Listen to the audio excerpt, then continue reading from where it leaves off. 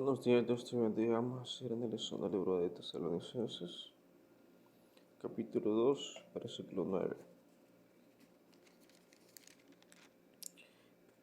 Dice, ministerio de Pablo en Tesalónica, versículo 9.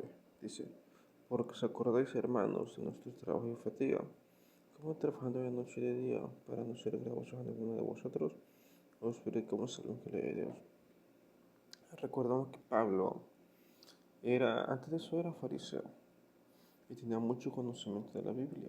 Eso le facilitó predicar. Por eso es que vemos que tan pronto como se convirtió al cristianismo, lo primero que hizo fue predicar. Otros, por ejemplo, como Pedro, como eh, Santiago y todos los demás, que eran, por ejemplo, pescadores. Pedro era pescador, ¿verdad? Y el resto de los apóstoles, Cristo los tuvo que preparar, porque no tenían conocimiento de la Biblia. ¿Verdad? Lo que pasa es cuando toman los apóstoles, a Pedro, a Juan, a Santiago, a todos esos, los agarra y los lleva 3 años y medio a prepararlos. Pablo no, Pablo tan pronto como se convierte predica porque ya tenía conocimiento de la Biblia, ¿verdad? Entonces es la gran diferencia. Dice, vosotros sois testigos y Dios también, de cuán santa, justa y reprensiblemente nos comportamos con vosotros los creyentes. Así también, así como también sabéis de qué modo, como el Padre a sus hijos, exhortábamos y consolábamos a cada uno de nosotros. Entonces, como le dije, Pablo tenía ya conocimiento, él hacía tiendas, ese era su oficio, pero era fariseo, estaba muy bien preparado, eh, este, bíblicamente hablando. Es decir, sabía toda la Biblia. Entonces, bueno, en la época de Pablo no existía la Biblia, existía el Antiguo Testamento y muchos rollos, muchos pergaminos, profecías, el Antiguo Testamento, profetas mayores y menores, pero no estaban ordenados como ahorita. Entonces Pablo lo que hacía era utilizar todo ese conocimiento que ya tenía para la obra. Y dice que él consolaba, ¿verdad? Porque Pablo ya estaba preparado, ya sabía orar, ya sabía ayunar, ya sabía leer la Biblia, ya estaba formado, no como los apóstoles. Dice, y os encargábamos que anduvieses como es digno de Dios que os llamó a su reino y gloria.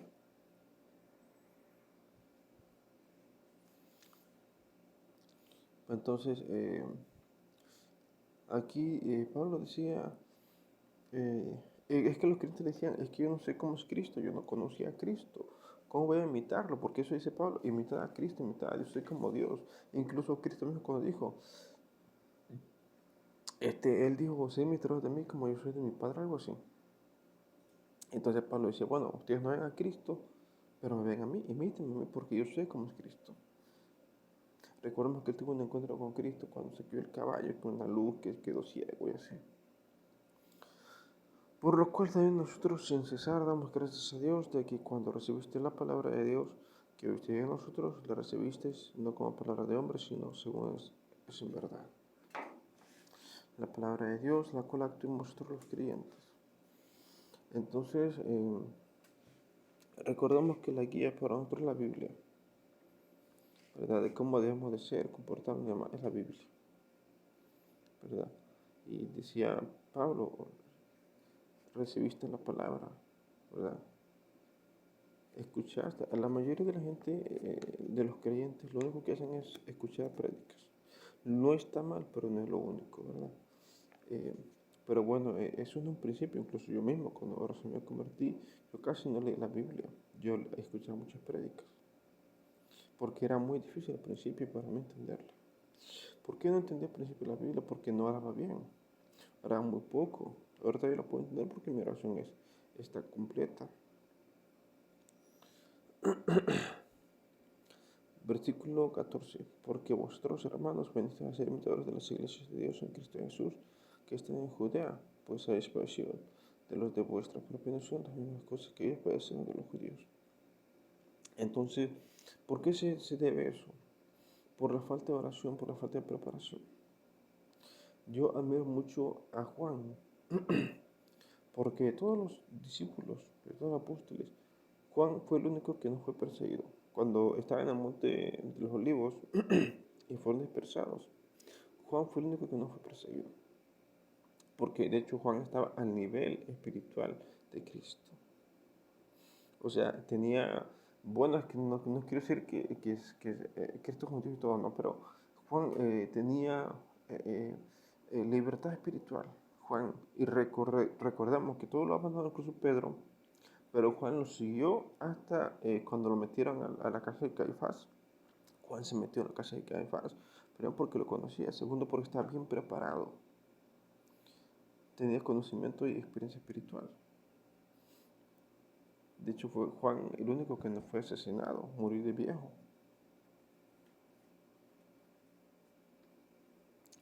Versículo 15: los cuales mataron al Señor Jesús y a sus propios profetas, y a nosotros nos expulsaron y no agradan a Dios, y se oponen a todos los hombres, y impidiéndonos hablar los gentiles para que estos se salven, así colman ellos siempre la medida de sus pecados, pues vino sobre ellos la ira hasta el extremo. Pues entonces, aquí Pablo habla de los judíos de aquella época. Dice que ellos mataron al Señor Jesús. Recordemos quiénes fueron los que mataron a Cristo: los religiosos, los fariseos, los saduceos. De hecho, fueron ellos quienes armaron todo, ¿verdad? No fue el pueblo judío en sí, porque recordemos que fueron los fariseos, los saduceos, que se juntaron y agarraron a Cristo y le pararon a Judas. Y ellos mismos llevaron a Cristo ante Pilato, ¿verdad? Y cuando estaba ante Pilato, llegó el pueblo. Y ellos, la Biblia narra que fueron los fariseos los que animaron al pueblo contra Cristo. Pero del pueblo no salió nada, sino que fueron incitados contra Cristo. Bueno, entonces hasta aquí acaba este pasaje.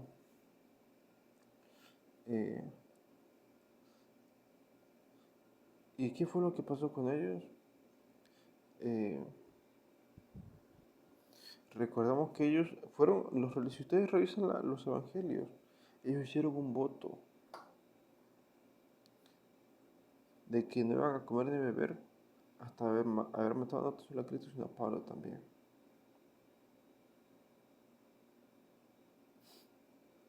Y pienso que Pablo se refiere a los que, porque no mataron, a Cristo lo mataron, pero a Pablo no lo mataron. Pienso que aquí habla de los que hicieron un voto contra de él. Es que recuerden que se votaron los fariseos y dijeron: hasta que no matemos a Pablo, no vamos a comer ni beber. Hicieron un voto. Y no sé, pienso que romperón el voto y por eso la ira le llegó hasta el extremo. Pienso yo, puedo estar equivocado. Pero bueno, de todas maneras, ir en contra de Dios, pues es un pecado muy grave. Y bueno, no dice exactamente qué, bueno, aquí dice que impiden hablar la palabra y que esa es la razón por la que la ira les llegó hasta el extremo.